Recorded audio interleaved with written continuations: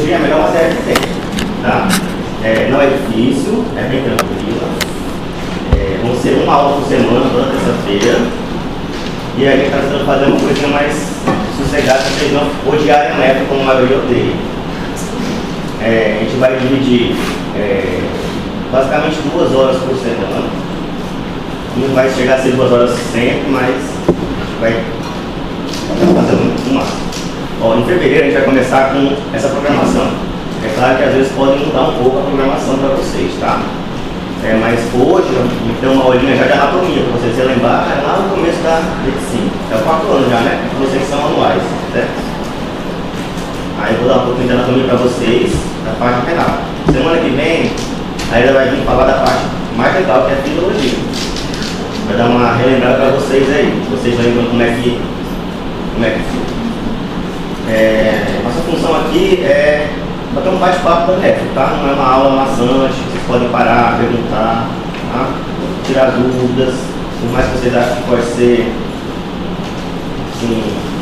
idiota, não é, pode perguntar.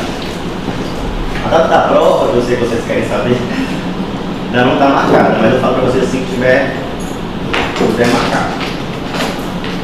Vão ser basicamente 2 abertas, do restante caso da prova, que a gente vai fazer, mas vai ser bem tranquilo. Questão de material. Eu não queria, já fui aluno também, que a gente dava por slides. Não queria que fosse só por slides, tá? Então deixei para vocês aqui uns livros que provavelmente devem ter na biblioteca, mas se não tiver, eles têm também online, às vezes gratuitos.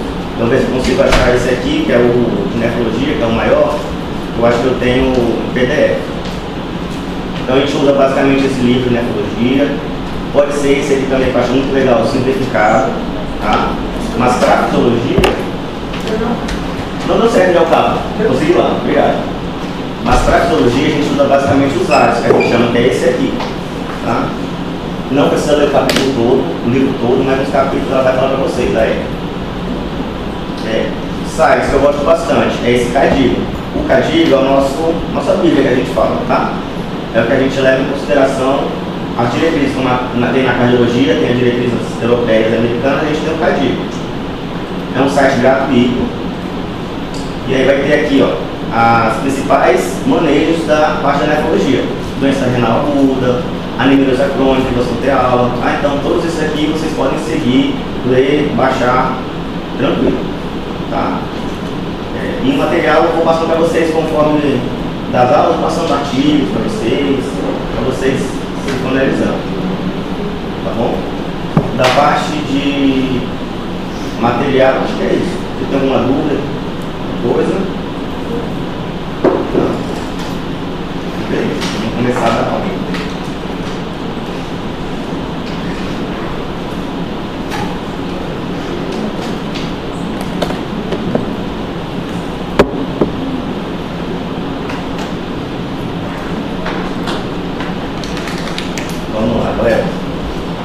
Começar com um pouquinho de anatomia renal, para a gente relembrar alguns conceitos aí da nefro.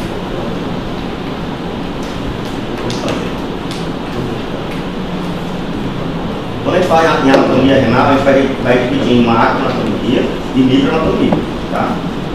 A microanatomia a gente vai ver os néfros, que é a parte funcional dos rins, a parte vascular, tubular, depois a gente vai para o caminho do xixi, da urina, ureter, bexiga e uretra. Quando a gente fala da morfologia externa, que é aquele corte, né, que a gente faz, a gente vai ver. A gente não aparece seta, não?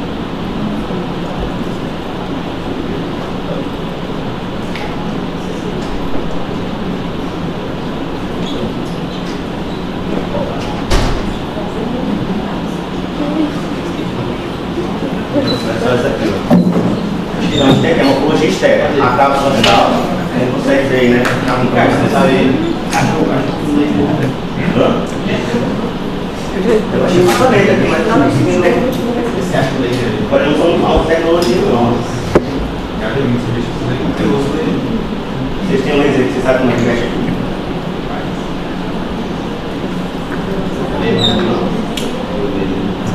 Isso, tá só medo. Sabe o laser aqui? Não? Como apresentar? Caneta. Esse risco aqui, mas... Tá bom, vamos esse risco aqui. Vamos lá. A gente tem aqui, ó. A cápsula.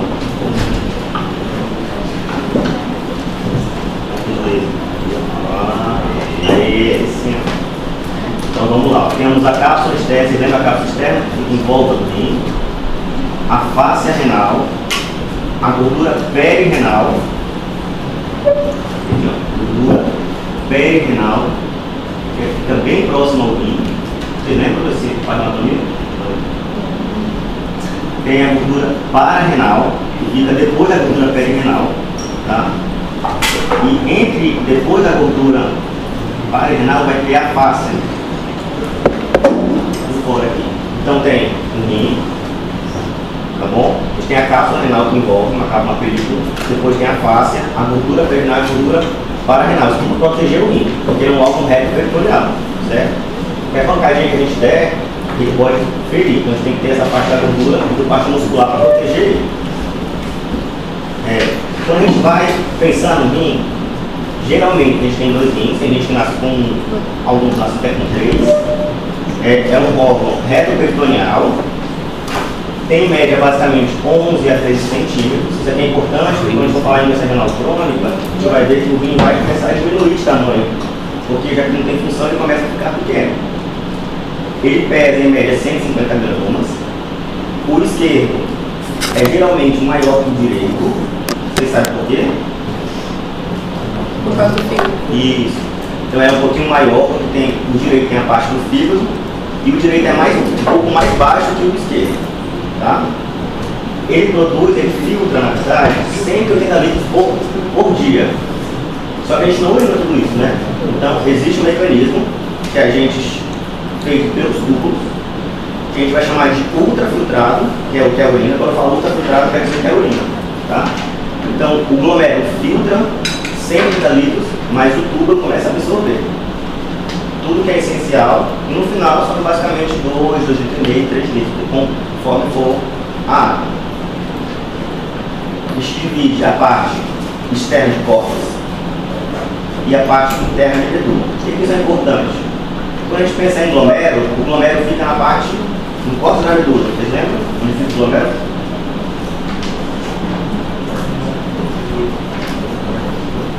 Ainda mais aí. O glomérulo fica no córtex, né? Então fica o glomérulo no córtex aqui, os tubos indo para a medula e até vai para o então ele vai sair ultrafiltrado, que é a urina. Tá bom? Isso é importante também a gente saber que na medula, no córtex, a gente tem o glomérulo e os tubos com conduções proximais e distais. Já na medula a gente tem aquela parte da alça renal e os outros coletores que vai fazer ultrafiltrado. Tá? A gente vai ver também a parte dos vasos e nervos e a cápsula renal que é o que envolve. Vamos percorrer um pouquinho da parte do ultrafiltrado, né? Para onde que ele anda. Então ele começa pelo glomérulo. O glomérulo fica na camada cortical, tá?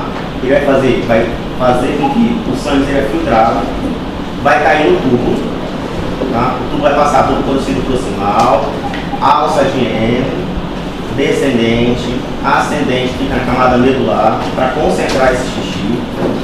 Vai passar pelas papilas renais, tá? Vai passar pelos vasos de pirâmide de Malpighi. Vocês lembram o que é isso? São junções de várias papilas no córtex. Vai passar pela parte lateral da papila e vai cair na... Vai cair onde, sabe? Hã? Nas pirâmides, as maiores, né? Vai cair no ureter. Certo? Então vamos lá, vamos falar da parte funcional do rim, que é o néfron, né? A gente possui, cada rim, mais ou menos em torno de 1.000, 1.500 néfrons, tá? Ele é a unidade funcional da gente, né? Ele possui sua localização, ele possui a parte superficial, subcortical e justamedular. Lembra que está na medula? Então tem a parte mais superficial, aqui. Vai a parte subcortical, justamedulares é quando ele entra na medula, na parte medular que fica as alças de Henle. Não tem glomérulo na medula, tá? O néfron, ele é constituído pelo cápsula de Bowman, que é o que envolve, o tufo glomerular, tá? tubo coletor proximal, as alças de heno e o ducto distal. Percorre para fazer ultrafiltrado. A gente vai falar um pouquinho mais para frente disso aí. Beleza? Então lembra que o néfron é a unidade funcional do rim. Cada rim possui em torno de mais ou menos 1 milhão de néfrons, 1 milhão e 500. Tá? Acho que eu falei mil, né? E existem 3 localizações: justa medular, que é a parte superficial, depois cortical e a justa medular. Então lá próximo para entrar na medula. Tá? Então isso aqui é importante para a gente saber que dependendo da localização do néfron ele vai concentrar ou não a urina. Tá? Quando eu penso na parte vascular, né?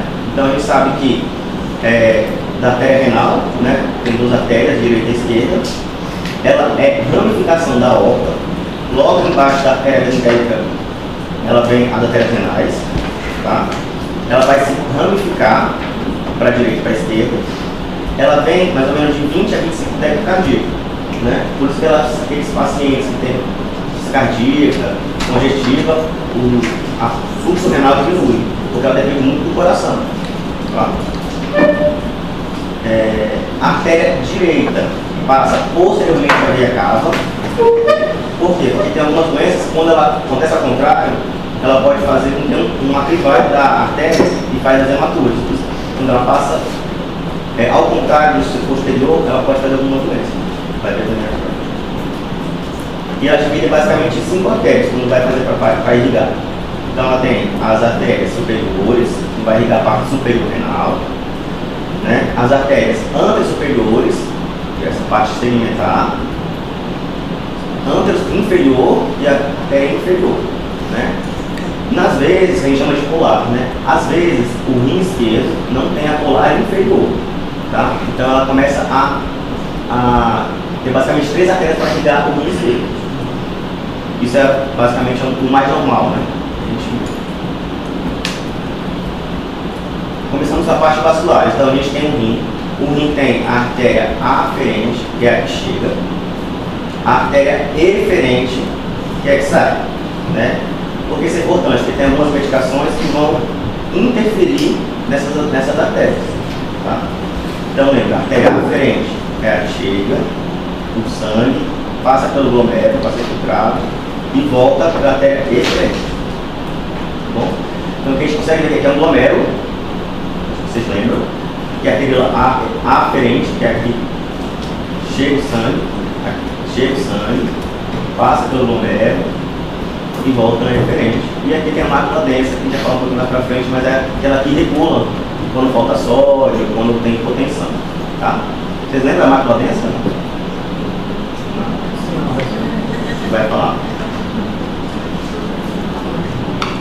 Então tá, sempre coloquei vocês, quando vocês foram ler os slides, já tem aqui mais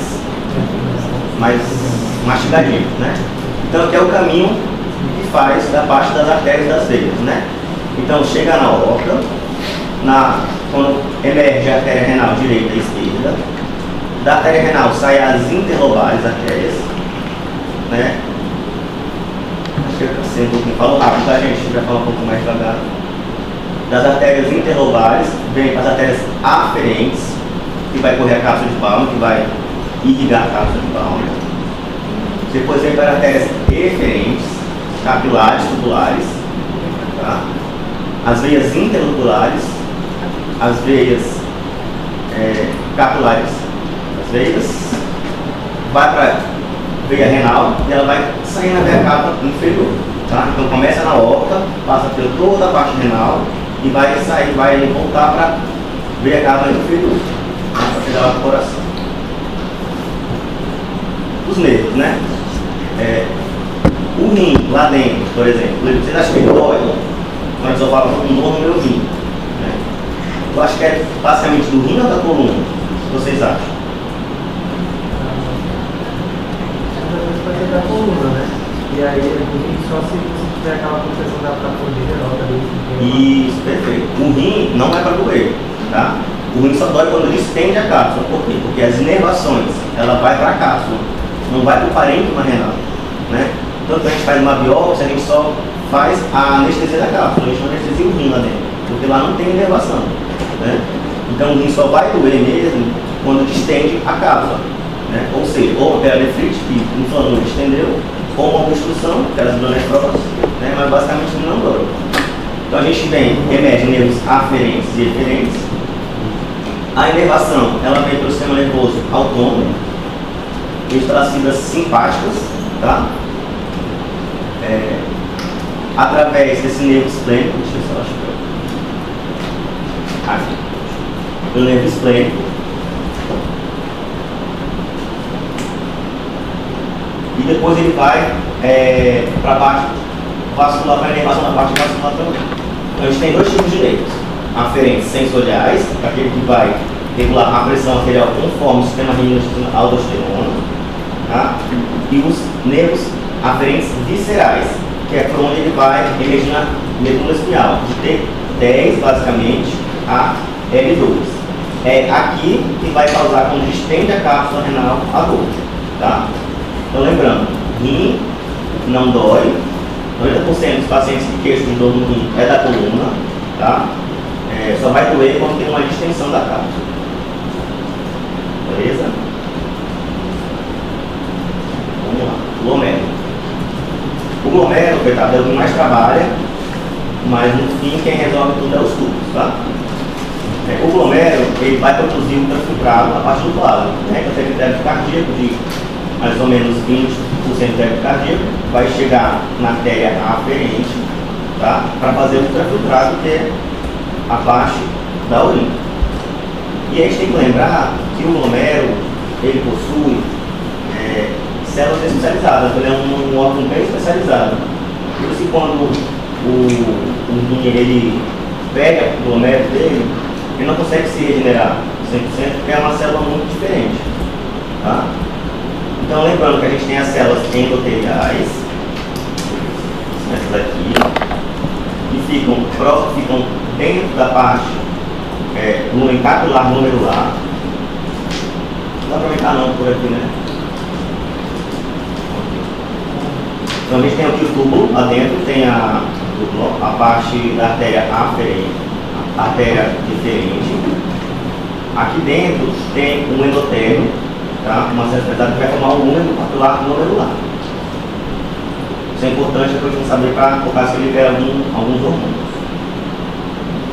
Depois tem a parte mesangial, né? Que fica entre os glomérulos, então ela como se fosse uma célula de sustentação, tá? Que é a parte mesangial. E a parte parietal, que vai revestir a cápsula de bomba. Quer perguntar alguma coisa? Não? Quer apagar a luz? Vai um pouquinho para a gente ver se você ver a imagem melhor. Vamos lá. Lá dentro da artéria tem as células endoteliais da artéria da parte diferente. Está vendo que aqui tem uma modificação aqui? Consegue ver?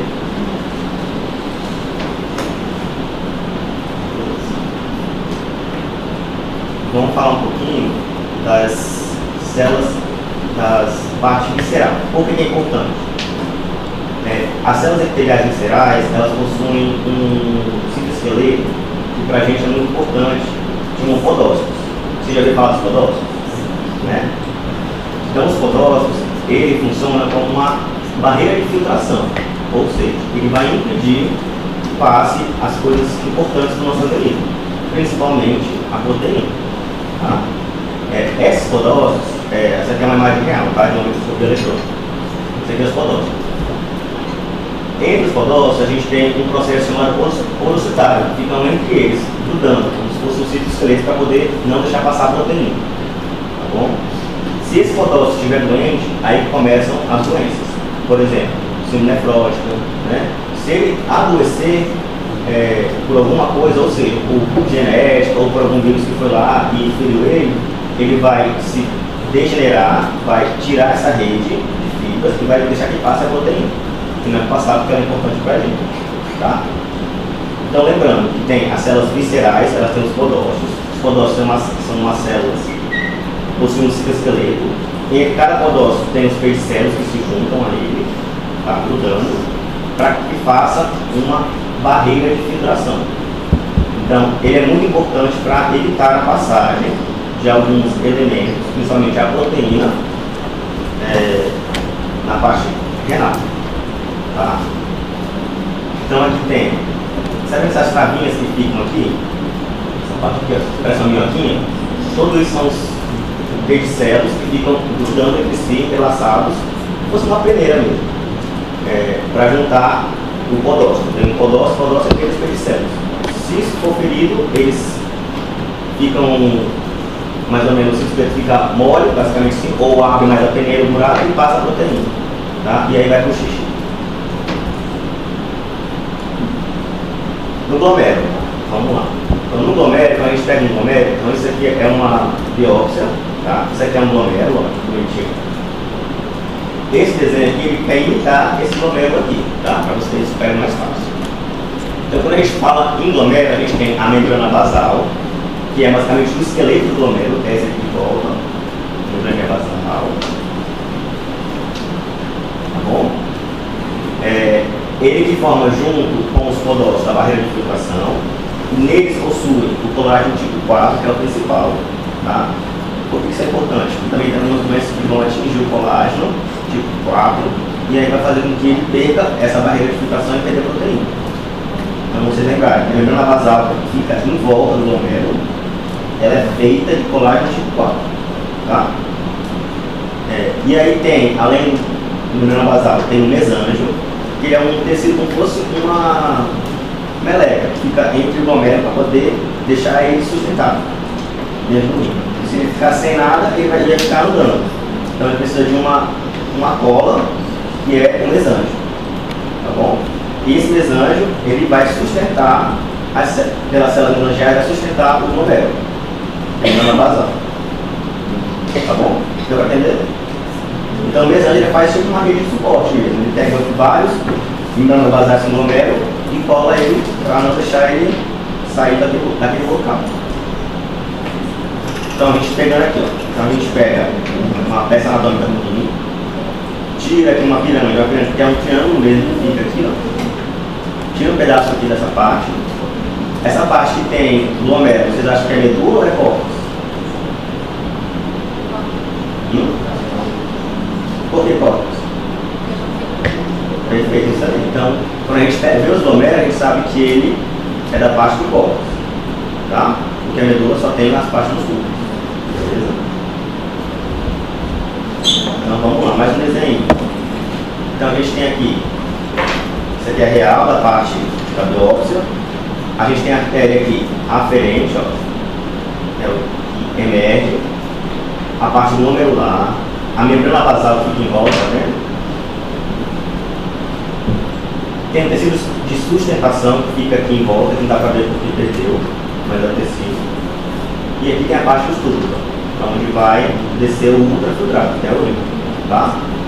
Então, se fosse isso aqui, entrou a artéria por aqui, passa pelo glomérulo, é filtrado e vem pro tubo. No tubo ele vai fazer as trocas para poder não sair 50 litros de ultrafiltrado, e sim 2 a 3 litros. Beleza? Esse esqueminha aqui é basicamente a gente saber de algumas doenças. Ó. Então aqui tem um glomérulo normal, tá vendo? Que não tem células aqui entre o mesângio, tá? E aqui tem as doenças que vêm acometendo, quando vem proliferação mesangial, né? Vem uma esclerose. Então, só para exemplificar como é que é importante a gente saber quais são os tipos de células que tem, né? O que tem para a gente ver e o que a gente pode fazer. Tá? Só para esquematizar tudo. Toda a parte do glomérulo basicamente é isso. Tá? Então ele vou contar para vocês fixarem. O glomérulo. Então a gente tem o membrana basal e o mesângio, que é a célula de sustentação do glomérulo. Tá? Pode perguntar, gente. Vocês querem perguntar alguma coisa que a gente vai entrar no túbulo agora. É meio chatinho mesmo por causa que é mais anatomia, né? Então vamos lá, vamos para o túbulo. Então o túbulo ele vai reabsorver os eletrólitos, né, e as águas que são importantes para os minerais. Né? Então a gente pode dividir os túbulos em contorcido proximal, alça de descendente, ascendente, tubo conduzido distal e o tubo coletor, que é aqui onde vai sair nas papilas e vai sair a urina, tá? Glomero, tubo conduzido proximal, alça direita descendente, ascendente, tubo conduzido distal e coletor, beleza?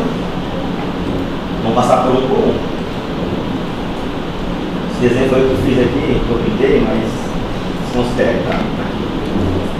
Para vocês lembrarem, o amarelo é o que fica o luxo tubular, ou seja, é para onde vai sair a urina. E aqui o que volta, o vermelho, é para onde vai sair o sangue, tá? Então o que o tubo contorcido proximal faz? E a gente tem uma imagem do tubo contorcido proximal e aqui a luz tubular. O que ele faz? Ele faz, basicamente, o filtrado reabsorver a maioria das, mais ou menos 60% do que o glomérulo deixou passar, né? Ou seja, glicose, sódio, potássio, aminoácidos, né? Bicarbonato. Então tudo isso, quem vai trabalhar para reabsorver, ou seja, para voltar para o sangue, é o tubo conduzido proximal, tá bom? A gente vai dividir em 3 partes, S1, S2 e S3, tá? E aí, aqui cada partezinha, que eu vou falar para vocês que não é muito específico, ele vai fazer uma função. Mas para vocês fixarem, o tubo conduzido proximal é o que absorve basicamente todos os eletrólitos, desde sódio, glicose, aminoácidos, tá bom? E o bicarbonato, tá? Então ele absorve a maioria dos filtrados que o glomérulo deixou passar. Quando eu falo luz tubular, eu quero dizer que é a luz da urina, para onde vai o xixi, tá? E a luz peritubular é onde vai o sangue. Então aqui um esquematiquinho para vocês lembrarem. Passou a artéria aferente, filtrou, passou para a luz tubular, a urina. Lembra que passa bastante? E aí aqui vai fazer as trocas de absorver aminoácido, a glicose, tá? E aí vamos trocar outras coisas depois, mais pra frente vai falar, em troca das aminoácidos. Então o que ficou aqui nesse tubo, nesse canalzinho, a luz tubular, vai para a urina e o que voltou vai para o sangue. Beleza? Então eu sei que o tubo conduzido proximal ele absorve a maioria dos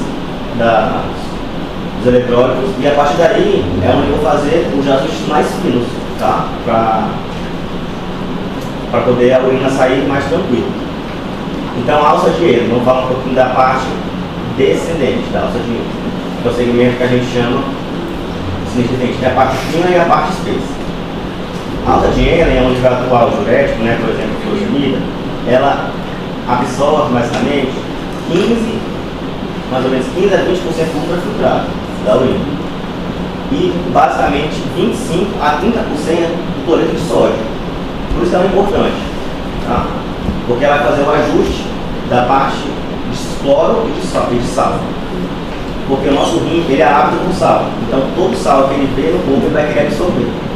E aí todo lugar que for passando, os tubos ele vai absorvendo sal, tá?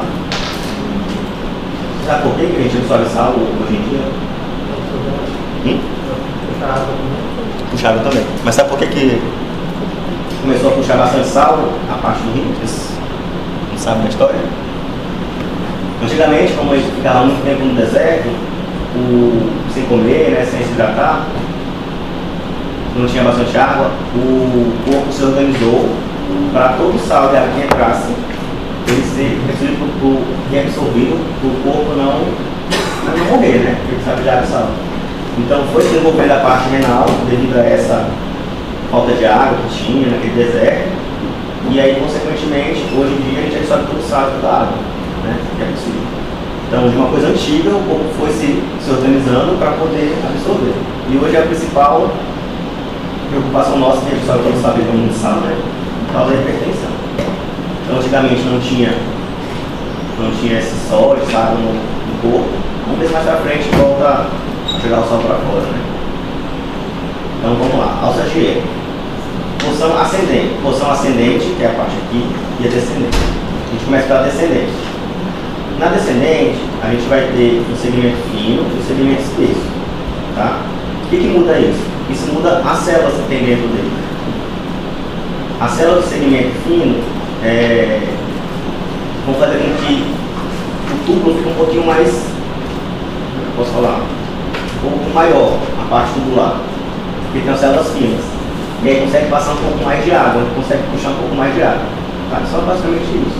E os sedimentos espessos, por não caber tanta água, ele acaba sendo um diluidor. Então ele sai para a medula e fica no salvador. Tá? Então, beleza. E aí tem o tubo com tecido distal. O tubo com tecido distal ele é um tecido simples, boide, que basicamente ele vai fazer só para absorver só para a regulação da parte de água, tá? E ele é um sistema de regulação de cálcio. Por quê? Porque o PTH ele vem aqui no tubo com tecido distal e atua para fazer o quê? Para absorver ou excretar mais cálcio, tá bom? Só que ele não faz mais isso, não faz só isso. Ele tem uma grande função, que é onde possui a mácula densa. Você lembra a mácula densa? Não lembra também não? Não é que vai regular a entrada de sangue na artéria aferente? Isso, basicamente é. Então, o tubo possidistal ele tem uma grande importância porque ele possui a mácula densa, que é o grande regulador, né? Então, aqui, vamos ver. Então, aqui tem o glomérulo, esse aqui é o tubo fotossíleo proximal, esse aqui ascendente, e aqui começa o distal. Está vendo que se encaixa entre as artérias aferentes e referentes? É onde possui a mácula densa, tá? E é onde vai fazer a regulação conforme o sódio, né? E conforme a hipovolemia, para ver se ela vai abrir mais ou fechar menos a mácula mediante a absorção de sal pelos tubos. Então aqui a mácula densa. Então, a mácula densa ela é uma região do epitélio do tubo posterior distal. É isso aqui. Ela vai entrar em contato com a cápsula ou com a artéria, né, do colo vascular, e ela vai depender da osmolaridade, tá? Dependendo do que passa, concentrado ou não. Por exemplo, passou bastante sódio, né? Então quer dizer que estou muito sódio. Então, opa, tem bastante sódio por aqui, não preciso reabsorver mais. Então ela vai lá e regula, tá? E aí também altera pela liberação da renina. Você sabe o que a renina faz? É um hormônio? Nada? Pode falar.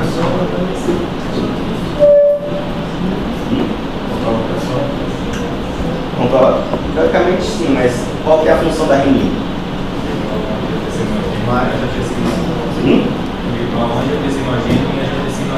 Isso, o que eles vão fazer na parte da artéria? Dilatação ou vai. E qual artéria que vai atuar? Na aferente ou na referente? Basicamente mais na aferente. Tá? E na referente também, mas mais na aferente. Então, isso é importante para a gente saber que existe a mácula densa, que ela faz a regulação sensível a cloreto de sódio. Tá? Depende do quanto passa de sódio e cloro pelos tubos, para ver se ela vai tentar regular para mais ou para menos, juntamente com a liberação da renina. Tá? Então, beleza. Quando vocês lerem assim, aparelho justa-glomerular, eu quero que vocês entendam que é um combo que vem, tá? Que vem com a mácula densa, que ela é tubo posterior distal, associado às células justa-glomerulares da artéria aferente, tá? Então, esse grupo aqui, ó. Então, aqui tem a mácula densa, isso é um tubo posterior distal, tá? Mácula densa, juntou pelas células justa-glomerulares da artéria aferente aqui.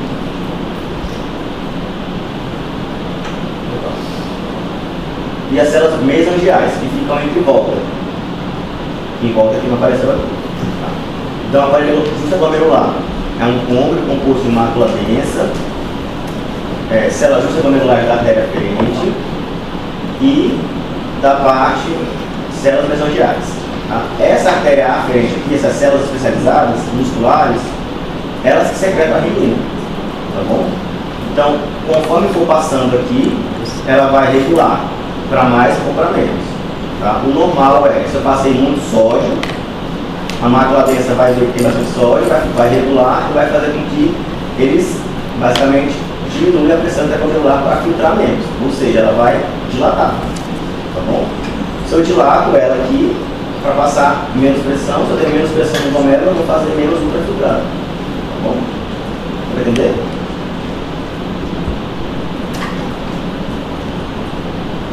E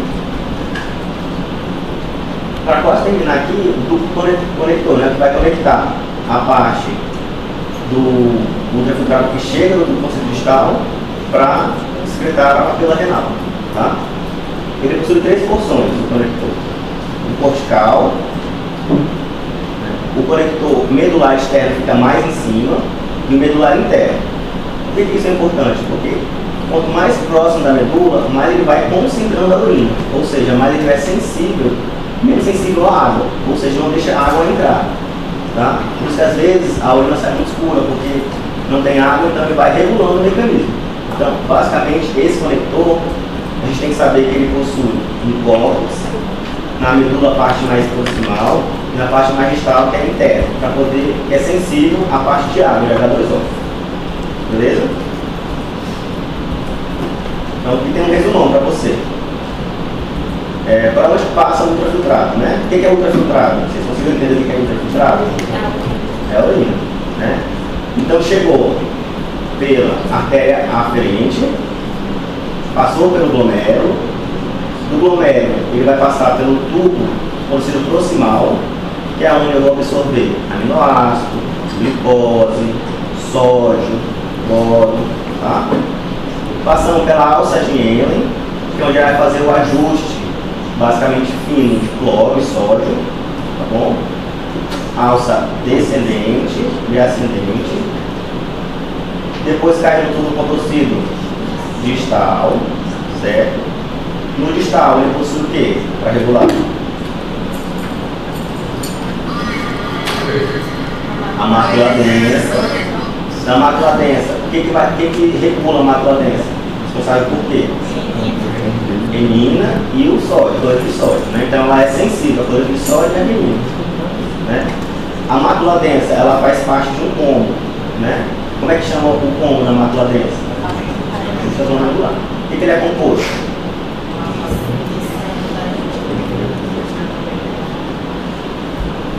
Então tem a mácula densa, que é composto, né? As células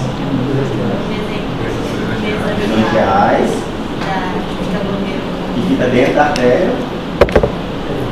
aferente, né? Então chegou o sódio, vamos saber, se eu vou tirar vou absorver mais sódio, se eu estou hipotenso, precisa absorver mais sódio, ele vai lá e puxa mais sódio e água para dentro do corpo, ou se o corpo já tem bastante sódio, não precisa mais, pressão normal, ele vai jogar para fora o sódio, tá? Chegando aqui, ele vai para a parte do tubo contorcido distal, já chegou lá, tubo coletor, tá? No coletor, ele vai ter qual parte do coletor? Começa lá de cima, então ele começa cortical, medular mais proximal e medular mais externo. Isso para regular a parte de H2O, de água, né? Quanto mais próximo da medula chegar, menos permeável a água. Então, vai deixar que a água passe para dentro do sangue. E sai para filtrar, tá? E sai do xixi para fazer. Beleza? Gente, é uma aula assim mais tranquila, tá? Só para vocês começarem a entender um pouquinho da nefro, tá? Eu quero ver se você tem alguma dúvida aí pra gente. Pode perguntar. A mácula, ela vai sentir o sal e vai mudar justo por Vamos lá, aqui, ó. Vai chegar aqui na artéria aferente, certo? Aqui tem as células extraglomerulares, tá? Quando chega o sal aqui, o cloreto de sódio, vai chegar bastante ou pouco. Então, dependendo de como está a pressão, então vai vir a pressão débito cardíaco, certo?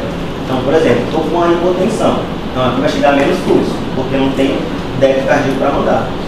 Ela vê que chega menos sal, chegou pouco de sal lá, ela vai absorver mais sal. Por quê? Porque a pressão está baixa e aqui está chegando pouco sódio, né? E aí começa a absorver. Então, por isso está sensível às cloreto de sódio. Porque quando chega pouco sódio aqui, ela vai absorver mais sódio para poder entrar na corrente sanguínea para levar a pressão, certo? Então, ela é sensível por causa disso. E aí vem a renina ajudando para fechar ou abrir a artéria, dependendo de como está a questão da pressão, né? Mas tendo esse mecanismo de absorver mais sódio, aí puxa mais água. Isso, toda vez que vem sódio junto, falo que vem água. Vem sempre água junto. A água sempre anda com sódio.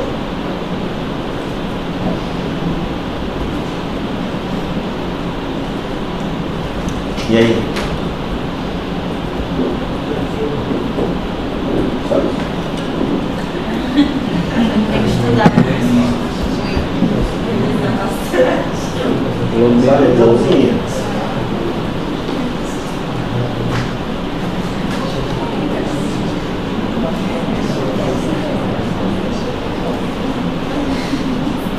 Alguém pergunta mais?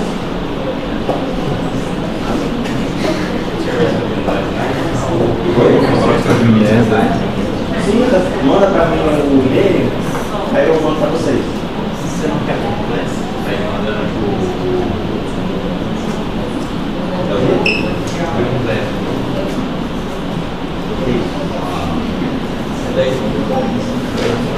é uma enquete no Google de uma sala virtual, aí todo mundo entra, aí você manda um plano de ensino, materiais, livros. Vocês mexem nisso não.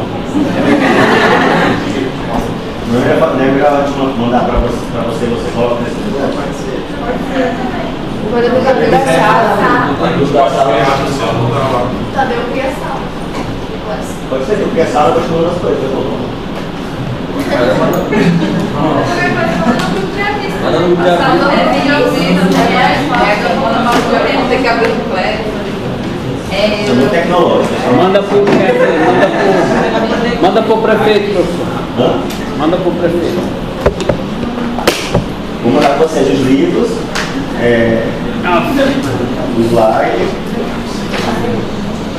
para eles apresentar. E para a semana que vem, vocês já se organizem para estudar.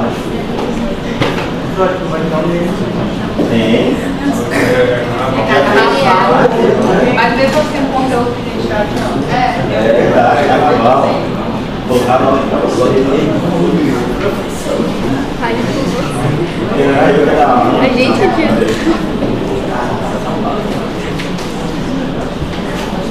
Sempre começa a aula antes do carnaval, né? Ah não, dia 20 tem aula, né? Ele tá doido.